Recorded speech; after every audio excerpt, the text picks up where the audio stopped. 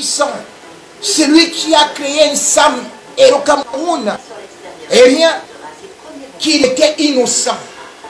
Un innocent qui reste dans les cellules du sein pendant une semaine, pendant 2 week-ends. Allez-y comprendre quelque chose. Sauf que, bien sûr, cela continue toujours à vouloir tirer la couverture de leur côté en disant qu'en réalité, c'est parce qu'on n'a rien trouvé. Qu'est-ce que ça veut dire complément d'enquête? Complément d'enquête, c'est comme si on vous dit également apporter des compléments. Quand on dit apporter des compléments, c'est qu'il y a déjà la sauce. Jean-Pierre Amugobelinga, Eko, le colonel Nsoué, et tous ceux-là qui ont participé à l'assassinat de Martinez Zogo sont déjà dans la sauce gombo, dans la sauce qui manquait au sein. Il ne reste plus que les compléments. C'est ça le complément d'enquête. Parce qu'on ne va pas vous apporter des compléments s'il n'y avait rien à table. Soyons sérieux. Les compléments n'accompagnent que le dîner, la belle sauce, le bon plat qui est déjà là. Complément d'enquête veut tout simplement donc dire que on a déjà certains éléments et on demande que cela soit complété, sinon que cela soit encore bien agrémenté pour encore mieux vous saler l'addition. Que si vous deviez mériter 30 ans de prison, que ce soit peut-être 50 ans. Ah oui, continuez à danser. Dansons donc pour la libération de Jean-Pierre Amugobelinga. Mais le peuple camerounais est conscient d'une chose. C'est que on ne peut pas se lever comme ça pour subitement arrêter un directeur général des renseignements pendant 2 semaines. Il reste au cachot. Si on n'avait aucun élément, on ne peut pas fabriquer tout cela. On ne peut pas quand même nous dire qu'on a arrêté un PDG de médias qui, de surcroît, chante Paul Biaoye. Paul Biaoye, il n'est pas opposant. Si on n'avait pas un élément, on ne peut pas nous dire qu'on a arrêté subitement comme ça dans la rue une bande de gens marchant pour aller à l'église, priant leur Dieu avec seulement la croix et la Bible. Et bam, on les a pris, on est parti avec eux au CED, on les a mis au CED, pas pour 1 jour, pas pour 2 jours, pas pour 3 jours, mais ils sont une vingtaine. Et eux tous ne se reprochent de rien. Ah, c'est ça. Ces apôtres des hommes-là, payés avec l'argent du contribuable, c'est ce qu'ils veulent nous faire comprendre que ce homme-là est tellement blanc parce que subitement on l'a vu porter une chemise blanche, ou plutôt en complet blanc, bien évidemment, qu'il y a eu des changements avec Apikoro, ils ont confondu de pantalon. Bon, passons. Que subitement on va nous dire aujourd'hui, il n'a rien à se reprocher. Et il suffit tout simplement de le libérer. Et puis, les mêmes gens qui nous ont pourtant dit que lorsque l'État est menacé, il faut coffrer des gens. Eh bien, ce sont ceux-là qui viennent aujourd'hui nous dire qu'il n'y a plus d'état de droit.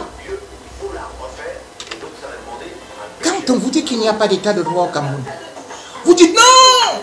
Quand on vous dit que les civils ne doivent pas être traduits au tribunal militaire, vous dites non. Maître Tchungang était le premier à crucifier les militants du MRC. Il n'y avait aucun élément contre. Rien. Dossier vide. Maître Tchungang était le premier à nous dire que Maurice Kamto, président du MRC, méritait d'être traduit au tribunal militaire, voire condamné, pendu, avec la corde. Et aujourd'hui, c'est Maître Tchungang qui pourtant a vu comment est-ce qu'on arrêtait les militants du MRC. Sans mandat de perquisition, sans convocation ni rien.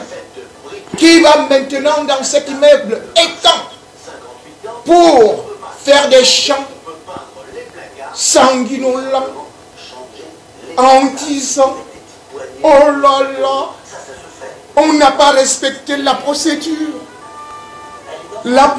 d'arrestation.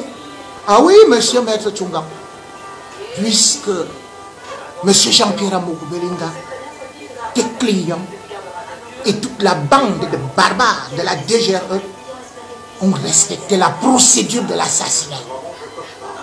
Ils ont tellement respecté cette procédure qu'aujourd'hui, la seule chose que tu trouves à dire, c'est que on parlait quand même d'un assassinat où on ne connaît pas le lieu du crime. Ah oui? Mais il y a moins un cadavre. Vous avez dit que 90% de tout ce que disent les réseaux sociaux est faux. Maître Tchunga, est-ce donc faux que Martinez a été kidnappé? Puisque nous l'avons dit dans les réseaux sociaux. A-t-il été kidnappé? Oui. Maître Tchunga, est-il prouvé que Martinez Zogo a été tué par les éléments de la DGRE? Même si aujourd'hui certains disent que nous on l'a seulement torturé. Un kidnapping plus une torture, et puis vous partez jeter quelque part. Ce n'est pas vrai? C'est vrai. Maître Tchunga, est-ce que c'est vrai que le chef commando est bel et bien celui-là qui se revendique d'ailleurs comme lieutenant-colonel, nommé par décret par Paul Biya? Est-ce vrai? C'est tout à fait vrai. Maître Tchunga, est-ce que c'est prouvé que Martinez Zogo, comme nous disaient vos équipes, vos lanceurs d'alerte, qu'il est parti manger dans un château, boire du champagne? Est-ce vrai que Martinez Zogo a été retrouvé nu, assassiné, mangé par les asticots, les doigts coupés, violé? Est-ce vrai? C'est vrai. Vous cherchez le lieu du crime. Mais Maître Tchunga, est-ce vrai qu'il y a déjà, ne serait-ce qu'un lieu où on a retrouvé le cadavre? Ça peut aussi être ça le lieu du crime, puisque vous cherchez dans le lieu du crime.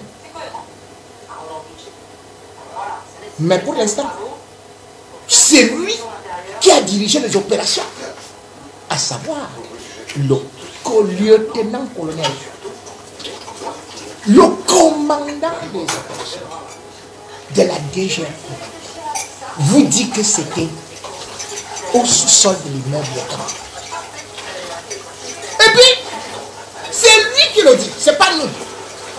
Sauf si vous, Maître Tchunga, vous étiez là. Dans ce cas, vous nous donnez votre témoignage.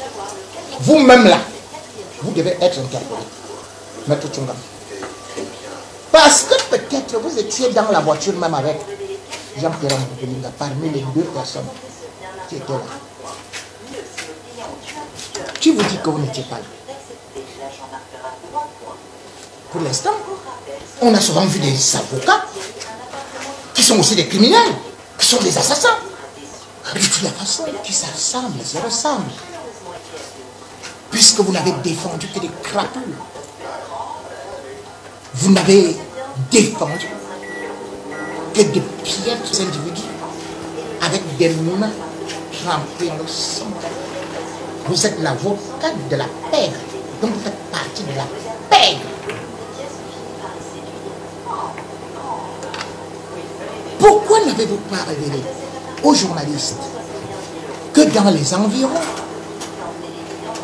qu'il y a des caméras et que ces caméras ont bel et bien vu que lui, le chef commando, était bel et bien là? C'était des caméras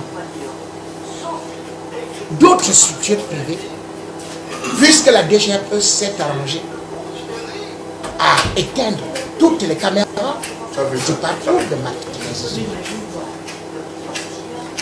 Pour vous, tout ça est faux. C'est vous qui détenez la vérité. Parce qu'on n'a pas retrouvé le lieu du crime.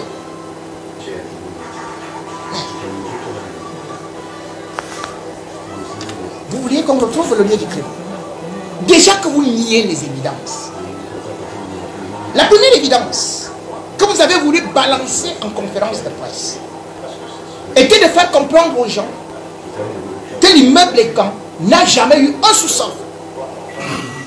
Et les journalistes, payés par vos services, eux aussi, ou des activistes, ont relayé cette information.